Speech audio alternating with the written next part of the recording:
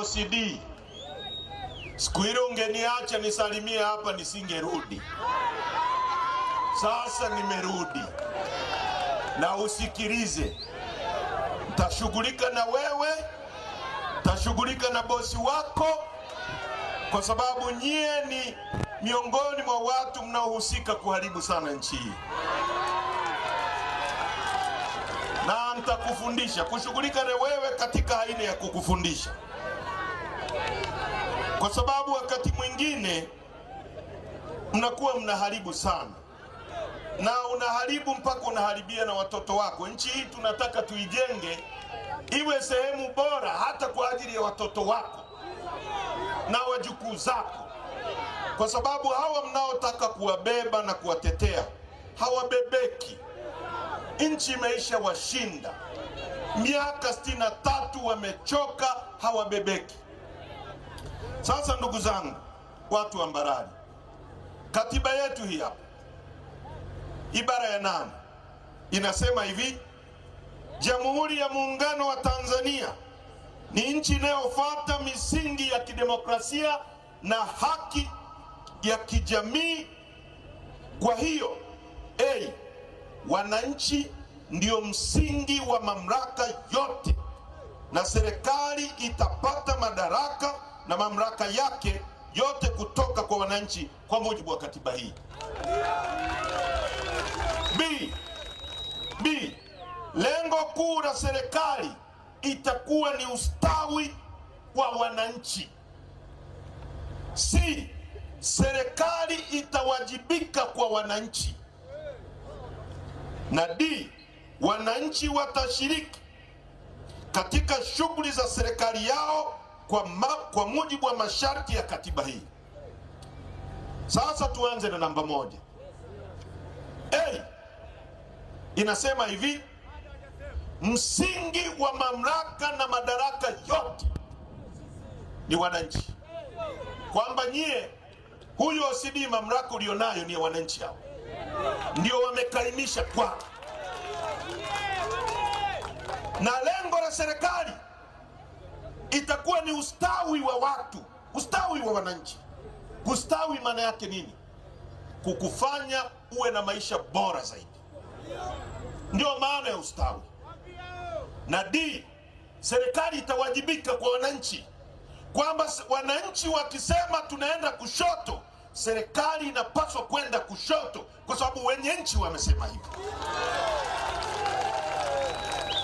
Sasa ukisoma ibara ya 26 inasema hivi: kila mtu ana wajibu wa kufuata na kutii katiba hii na sheria za Jamhuri ya Muungano wa Tanzania. Kila mtu ana wajibu wa kufuata katiba hii. Ibara ya 27, watu wote watatakiwa na sheria kutunza vizuri mali ya mamlaka ya nchi hii pamoja na kupiga vita aina zote za uharibifu na ubadhirifu. Sasa hiyo ni katiba inasema hivyo, kwamba sisi wananchi wenye mali tutakuwa na wajibu wa kupiga vita ubadhirifu wa rasilimali za nchi na kulinda mali za nchi yetu. Bahati nzuri, hii ni nchi ambayo Mwenyezi Mungu ameijalia sana. Ni nchi iliyobarikiwa kuliko nchi nyingi duniani. Tuna rasilimali ambazo haziko kwingine kokote duniani isipokuwa Tanzania. Nchi hii ina ukubwa wa kilomita za mraba 945,000. Ukichukua Kenya, Uganda, Rwanda, Burundi, ukiziunganisha pamoja, zina kilomita za mraba 890,000. Sisi peke yetu 945,000. Mkoa wenu wa Mbeya una ukubwa wa kilomita za mraba 35,954. Nchi ya Rwanda ina kilomita za mraba 22,000. ni kubwa mara 2 kuliko nchi ya Rwanda. Rwanda ina watu takriban milioni 10 na kitu. Mbeya wakazi wake wote hawafiki milioni 2.5. Tunapokuja Mbeya tunaambiwa mkoa ambao ni mkubwa kuliko Rwanda, watu wake wanahangaishwa na eneo la kulima. Watu milioni 2. Nchi ya Rwanda ina watu milioni 9, 10, 12 kwenye sehemu ndogo kuliko Rwanda, kuliko Mbeya. Hawana shida ya kilimo, hawana shida ya nini, wanauza maziwa nje ya nchi kuliko sisi. Hata sisi tumeagiza maziwa kutoka Rwanda. Unaelewa kwamba hatuna viongozi katika nchi hii, kwa sababu tuna kila kitu lakini hatuwezi kutumia rasilimali hizo. Nchi hii ndugu zangu ni nchi ambayo ina mlima mrefu kuliko yote Afrika, wa 2 duniani, mlima Kilimanjaro. Ina ziwa lenye upana kuliko yote Afrika, la 2 duniani, ziwa Victoria.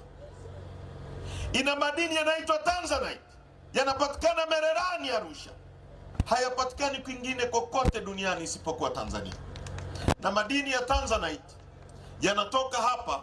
Kwa takwimu za serikali ya India, yanaajiri watu milioni 6 India, wenye permanent job, kazi za kudumu zinazotokana na lapidary, ukataji wa madini, uchongaji wa madini ya Tanzanite.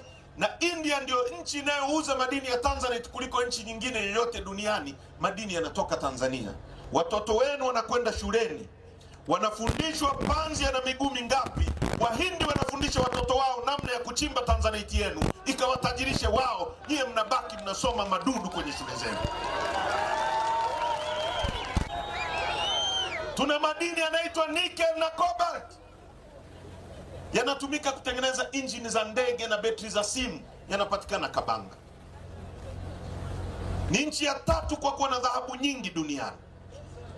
Ukianzia kwetu Tarime ni dhahabu, ukienda Geita ni dhahabu, ukienda Bukombe ni dhahabu, ukienda Shinyanga ni dhahabu, ukienda Kahama ni dhahabu, ukienda Nzega ni dhahabu, ukienda Singida ni dhahabu, ukija Mbeya, Chunya ni dhahabu. Nchi ya 3 kwa kuwa na dhahabu nyingi. Na hapa Mbarali ni dhahabu, unaenda Ruangwa ni dhahabu. Watu wetu ni maskini katikati ya utajiri. Nchi yenye almasi, ukienda Mwadui, Shinyanga kuna almasi. Mbuga kubwa kuliko zote duniani ziko Tanzania. Seru ina ukubwa kuliko nchi ya Israeli.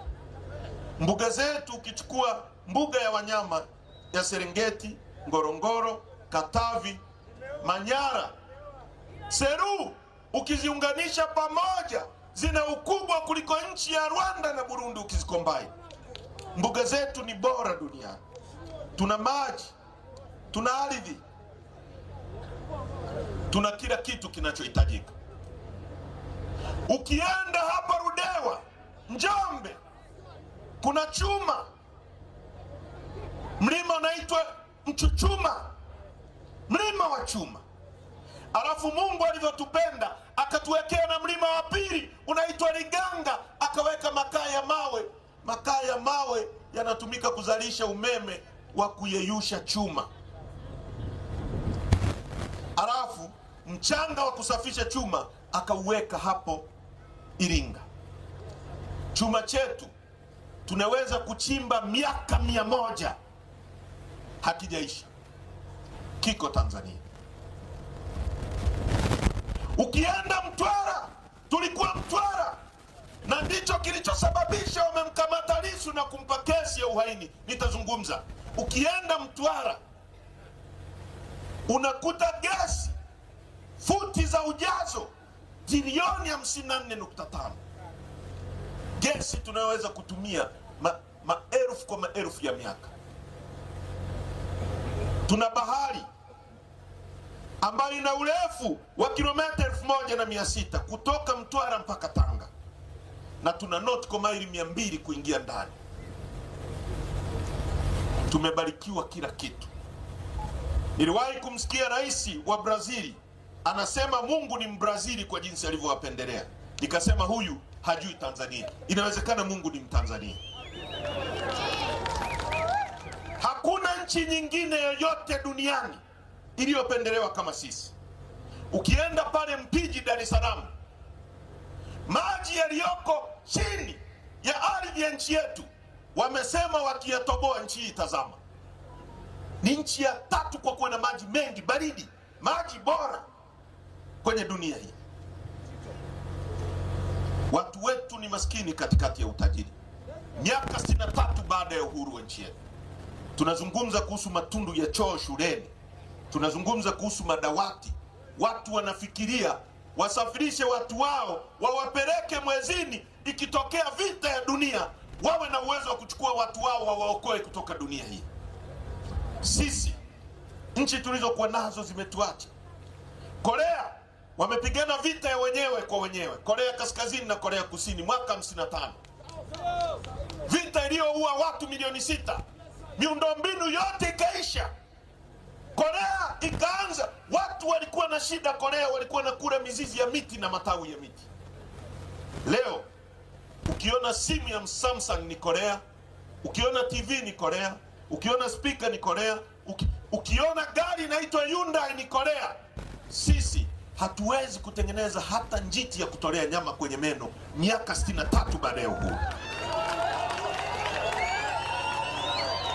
Watu wetu ni maskini, umaskini wa kutengeneza, umaskini unaoandaliwa na viongozi wachache wanaopora rasilimali za nchi yetu kwa kutumia jeshi na polisi linalolinda watu wanaopora rasilimali za nchi yetu. Nchi yetu iko kwenye state capture, imetekwa.